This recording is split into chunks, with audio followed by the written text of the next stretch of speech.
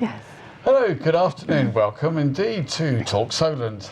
My name is David Banks, and in the studio this afternoon I've got three very, very distinguished guests. So you're very welcome. I hope you enjoy the chat. We're going to be discussing a number of subjects, but first of all, let me introduce my three guests to you this afternoon. First of all, we have Jane Dean. Yes, hello. Good afternoon, Jane. Jane is a PR consultant. Jane worked very much in the Olympic Games on the publicity. She's also worked in publicity for touring stars and people doing their shows, and also worked in a number of television programmes and contestant as well on Pointless. You're absolutely right. I was on Pointless. A lot of people probably know the show, and I did get to the final, yes, and I only won the trophy. I didn't win the money. Oh. Never mind. Oh, but you were a finalist. I still got through. I got through. That's great. Yeah, so respect there. I really loved it. And Richard is so tall. Richard Osman, he's about 6'7", I think. Big man, big personality, great show. Really enjoyed it. Yeah, really loved it. Right. Thank you. Well, sitting next to Jean is in fact Don Wales. Don is a friend, and he's a gentleman that you will know very well, I'm sure, because Don holds the world steam record for speed record for a steam-powered car. Don, welcome. Full steam ahead. Thank you. Full steam ahead, yes. Yeah. What was it like sitting in that vehicle? Like a plane with no wings? A little bit. I mean, it's very aerodynamic, but I mean, I likened it into a sort of a propane gas bomb, really. You got 60 litres of gas right behind your head and compressed air underneath your backside. So one little spark and it would have gone bang, but it was a fantastic project. Yeah. I was very lucky to be involved with it, and a world record as well. And of course, you've been involved in record breaking with electric car. Yes, I've been involved with all sorts of records, right from the sort of grassroots level of the sport on a ride-on lawnmower, through to an electric car and the steam car, yes. Yeah, and I believe you're still sort of got projects in mind. Yes, we have one that I can't say too much about, but it's brewing away nicely, so but it's another local project. And also for the viewers, perhaps you'd like to tell us who your famous uncle was and your grandfather. Well, yes, my grandfather was Sir Malcolm Campbell, and Donald Campbell was my uncle, so I was very lucky to have them as my ancestors. And I have to say to you, my boyhood heroes.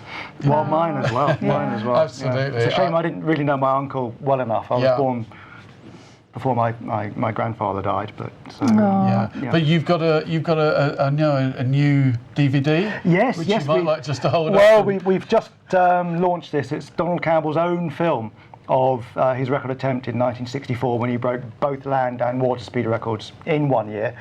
The only person ever to do it. Wow. And this is a fantastic piece of history. I'm biased because it's obviously got my uncle in it, but it's a great DVD. And How Long a Mile, so that's a DVD certainly to look out for.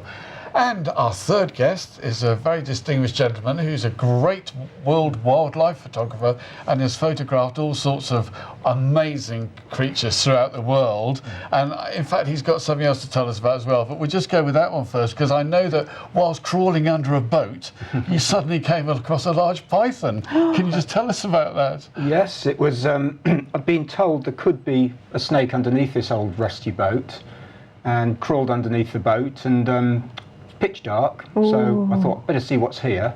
Popped the flash on the camera up, took a picture, and about a foot in front of me was a huge Indian rock python. Oh my word! Oh my with goodness. its body about as thick as my thigh. It was And what sort of length of snake is that? the ranger that I showed the picture to reckoned about 14 feet. Wow. Good grief! Wow. Oh my And you've also stroked a crocodile. I Stroked a think. crocodile in the Gambia, just to get the picture.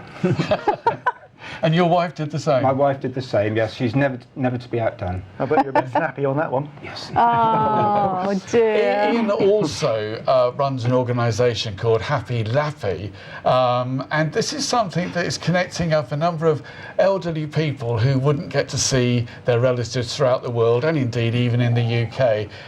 And Ian's got systems where he trains people using Skype and so on.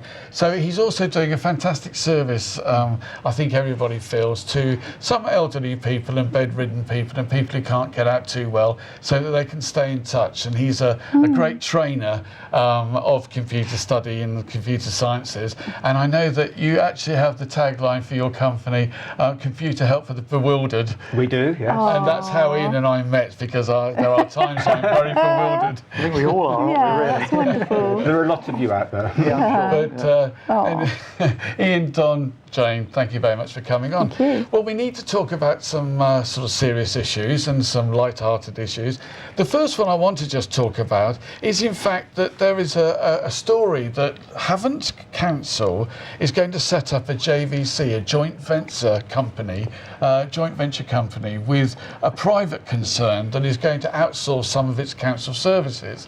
And the idea is that it will therefore make a profit, they believe, and help reduce council tax. I'm just wondering, Jane, have you got? I know your father was a mayor, wasn't he? Yeah. Of Southampton. My dad was mayor of Southampton, actually, for many years, and sheriff, always involved in politics. They're always trying, it's always the bottom line, the figure. They're always trying to cut costs. I get it.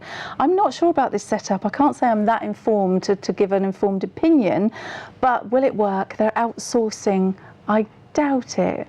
You know, they do these things, and I'd be surprised if it does work. But yeah, knowing what my dad used to do in the council, and I think they're always trying to cut corners. I don't know, it may work. Who knows? I'm with you, David. I don't know how a private company can do it better than the council, especially when a private company's got to make money for itself, make a profit, probably pay dividends. It does seem difficult. I mean, we've got private prisons, haven't we? And I wonder if one day we've certainly got private hospitals, obviously. And, you know, Ian, what are your thoughts on that? I think very much the same as Don. I can't really see how companies have got to make a profit and pay shareholders can do it any cheaper than councils. But I suppose it might vary from service to service. Different services might suit it better.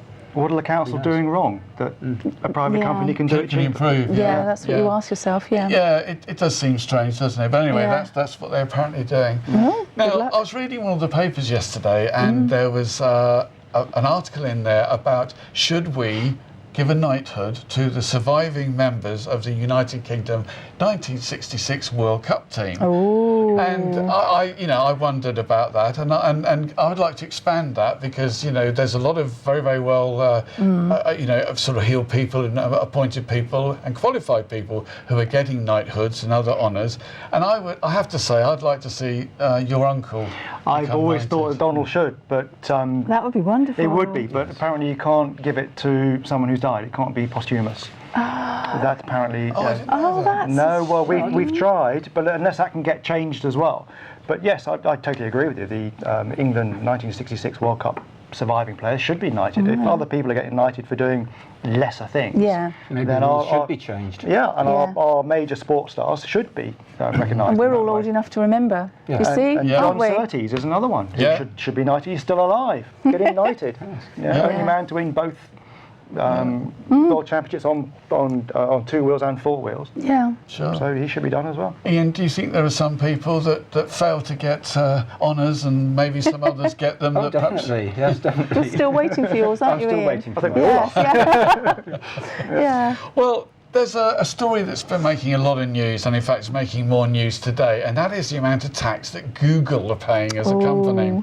Now, it seems that they're paying £130 million for all their profits. That's their taxation on all their profits going back to 2005.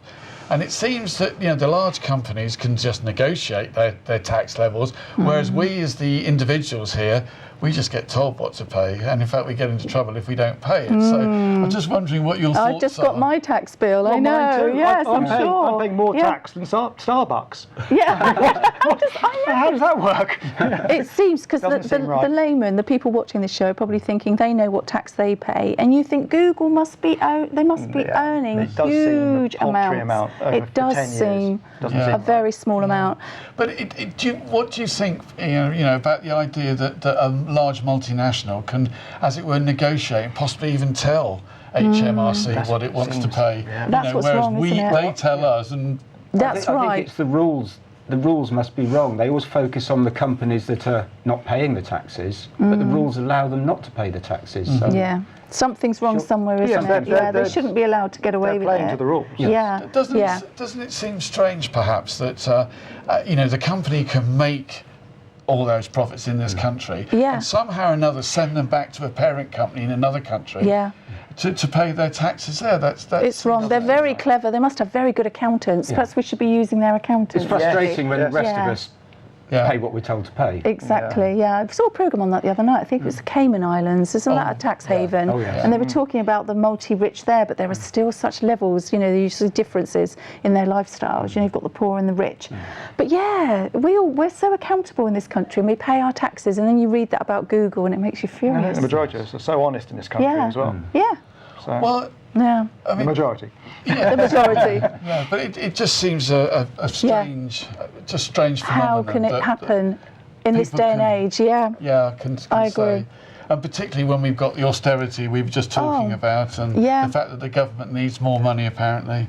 Yeah. So, you know, Get it in corporation sorted tax out. from those who are missing it. Yeah. indeed. Sort it indeed, out. Indeed. Definitely. Yeah. Well, we're coming up towards a commercial break. Okay. Very soon, very much soon. We're going to be talking about Have a Go Heroes straight after commercial break. Have a think about it, what you would think about having a go yourself. And if you'd like to contact us, we'd love to hear from you. And you can email us at talk@thatsolenttv.com. So come on to us and let us know how you feel. Are you a Have a Go hero? What would you do if you were attacked in the street or you saw somebody being attacked? So do stay with us, won't you? Come back. But if you have any thoughts on that, you can get in touch with us, because I know that you've all got some stories about Have a Go heroes, haven't you? Yeah, we have. So that's something we're going to be talking about. Yeah.